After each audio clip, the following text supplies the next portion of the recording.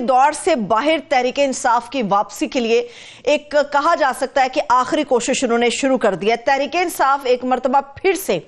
Intra party election कराने को तैयार नजर आ रही है। बैरिस्टर अली जफर साहब के मुताबिक आजाद हैसियत में लड़ने वाले इनहिराफ न कर गुजरे, इसीलिए दोबारा से इंट्रा पार्टी इंतखाबात करवाए जा रहे हैं। क्या सवाल यह है कि आइन के मुताबिक अगर कोई उम्मीदवार जीत जाता है तो वो इस बात का पाबंद है कि हिमायत याफ्ता पार्टी के साथ ही वो आगे जाएगा। इसके ऊपर तफसील के साथ हम डिबेट करेंगे, मगर इसके साथ साथ ये भी आपको बताएंगे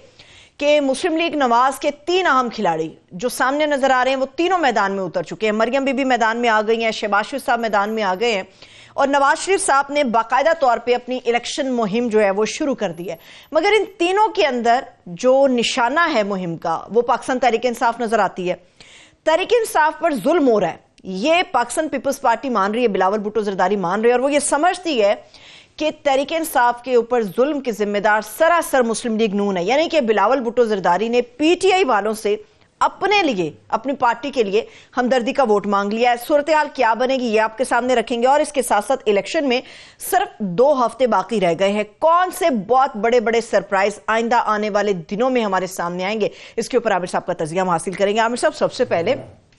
ये सारे जो है वो आम इंतखाब की दौड़ में फंसे हुए हैं और पीटीआई जो है वो इंट्रा पार्टी इंतखाबात के अंदर फिर जा घुसी है। मतलब क्या कराएंगे, ये क्या होगा, इसका फायदा इनको? मैं समझता हूं कि ये बड़ी इंटेलिजेंट मूव है और ये जिसने भी सोचा है सही सोचा है। ये स्टोरी समीरा रियाज जर्नलिस्ट ने की है उन्होंने, और इसमें क्योंकि पहले ये खबर हल्की सी चल रही थी मगर कंफर्मेशन नहीं आ रही थी, तो उन्होंने अली जफ़र साहब की, बैरिस्टर अली जफ़र की कंफर्मेशन इसमें डाली हुई है कि बिल्कुल इलेक्शन से पहले वो इंटर पार्टी इलेक्शन करवाना चाह रहे हैं। सूरत हाल ये है कि इलेक्शन तो अब होने जा रहे हैं और इलेक्शन का सबसे बड़ा सवाल ये है कि पीटीआई जिसके बल्ले का निशान तो ले लिया गया है, एक रिव्यू पिटीशन के लिए अभी तक वो गए नहीं है। अगर चले भी जाते हैं तो उनको रिलीफ मिलना तकरीबन नामुमकिन है कि मान भी लिया जाए कि ठीक है वो नहीं था तो भी वो वक्त गुजर चुका और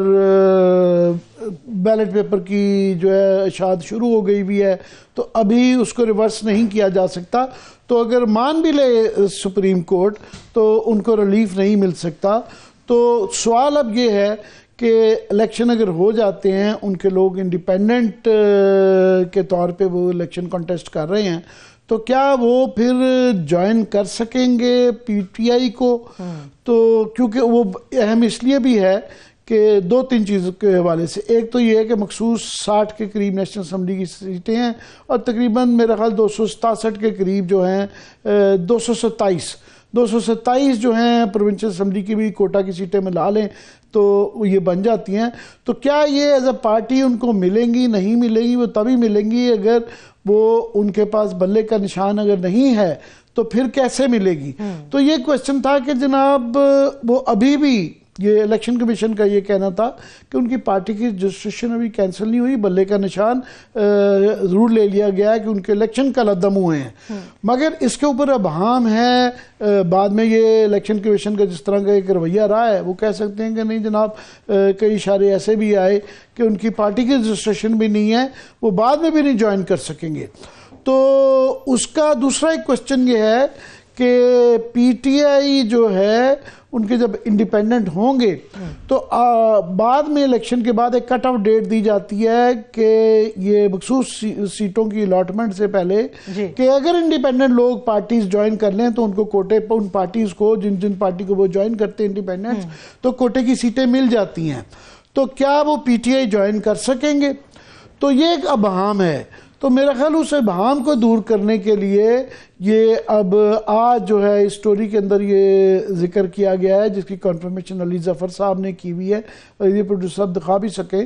तो कि हाँ हम इलेक्शन करवाना चाहिए। अब मैं समझता हूँ ये बड़ी ही इंटेलिजेंट मूव है कि अगर पहले वो इलेक्शन ये करवा लेते हैं तो जो ऑब्जेक्शंस की हुई हैं इलेक्शन कमीशन ने, टेक्निकल ऑब्जेक्शन है कि 2-3 ऑब्जेक्शन, फॉर एग्जांपल उनका ये था कि जनरल सेक्रेटरी साहब ने इलेक्शन कमिश्नर को क्यों अपॉइंट किया, ब्ला ब्ला, 2-3 टेक्निकल। सुप्रीम कोर्ट को के इलेक्शन कमीशन से भी आगे जाके उन्होंने कुछ अपना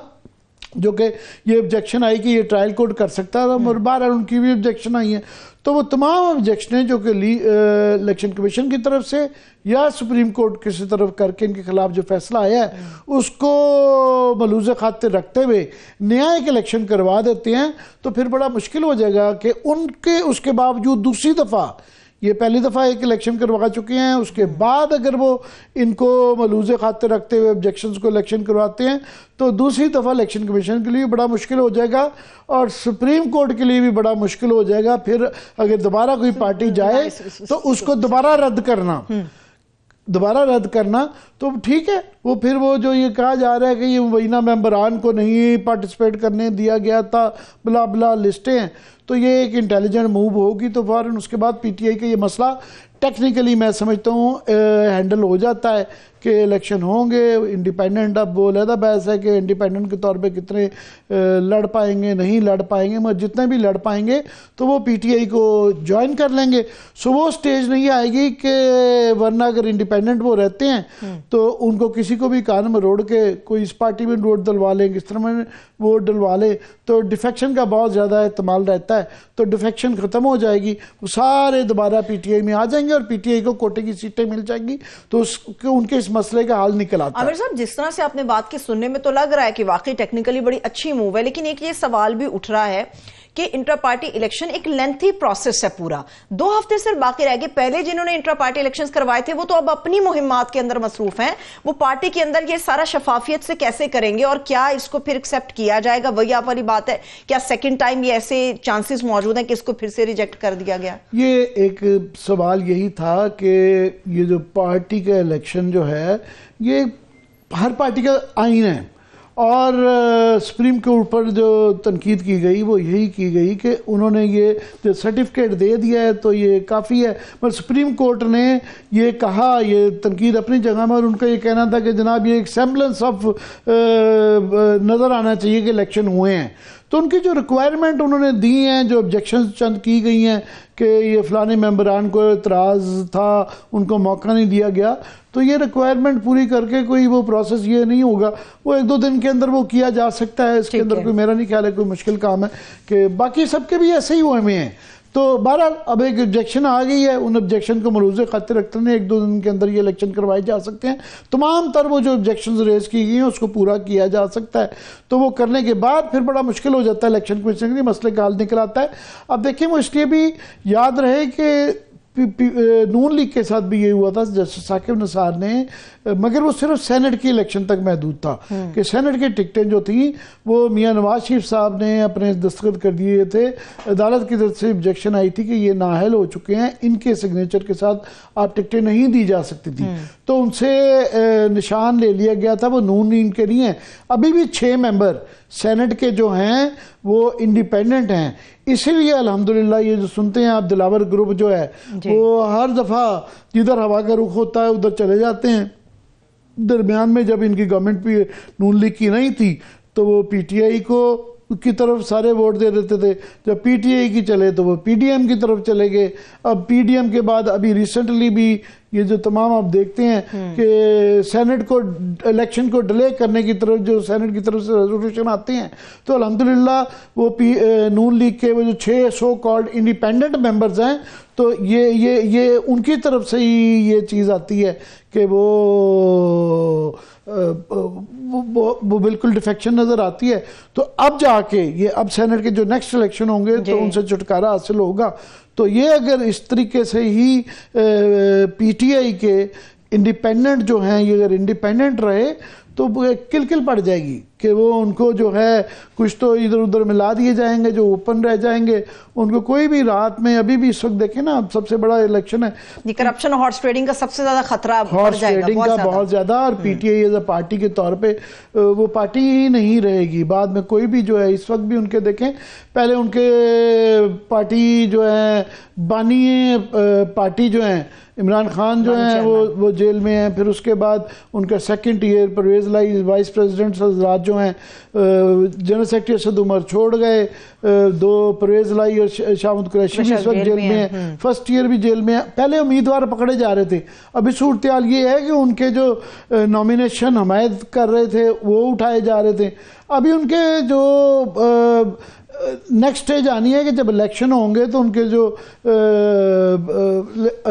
वहाँ पे जो लोग बैठे होंगे पोलिंग स्टेशन, पोलिंग एजेंट उठाए जाएंगे, तो उसके बाद जो लोग जीत जाएंगे तो उनके ऊपर उनकी तो शामत रहेगी। तो ये एक तरीका निकल आएगा कि उसके बाद वो फ़ौरन उनको जो पीटीआई के होंगे वो पार्टी ज्वाइन कर लेंगे, तो वो बच जाएंगे फिर उसमें, तो वो मेरे ख्याल है पार्टी में बच जाते हैं। फील्ड की भी तो बात है ना, फील्ड ही नहीं उनको तो मिल रही। इस तरह के इलेक्शन का मैं बार बार ये बात करती हूँ कि नताइज क्या है, मकासद क्या है इस बात के। पहले एक तरफ हो रहे हैं इलेक्शन, मगर वो ये सामने आ रहा है कि जाली इलेक्शन हो रहे हैं, फिर उन इलेक्शंस की बुनियाद पे धड़ेबंदियां होंगी, फिर उन इलेक्शंस की बुनियाद पे हुकूमत बनेगी, और ये हमारी जमहूरियत का धड़न तख्ता है। जिस जमहूरियत की बात ये करते हैं उस इलेक्शन के लिए तो शफाफ इलेक्शन चाहिए, मगर जिसमें फील्ड ही नहीं है, तराजू ही कोई उठा के भाग गया है, लेवल प्लेइंग फील्ड ही नहीं है, तो वहां पर क्या होगा इलेक्शन? भाई ये एक तो सूरत हाल है। ये इलेक्शन के अंदर जो है इसका जो है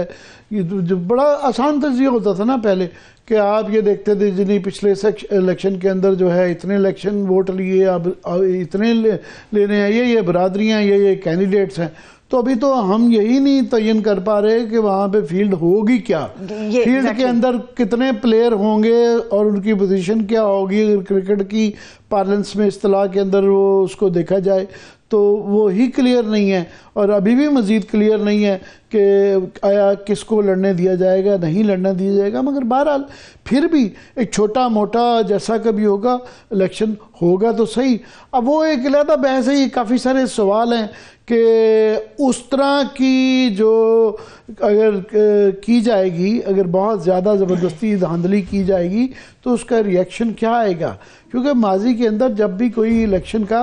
एक वैसे आप जोर जबर करना एक और चीज़ होती है, इलेक्शन के मौके पे जब लोग मोबिलाइज हो जाते हैं तो माजी में मैं खुदा न खास्ता हमारे मुंह में खाक हम दोहराना पसंद नहीं करते कि 1970 में भी इलेक्शन कंट्रोवर्सी पे ये हुआ हुआ है, 1970 में भी मार्शल इलेक्शन कंट्रोवर्सी पे हुआ हुआ है। सो पाकिस्तान की या दुनिया भर की ये तारीख रही है कि इलेक्शनों की कंट्रोवर्सी के बहुत नुकसानात होते हैं, ज़्यादा बड़ी हो तो वो एक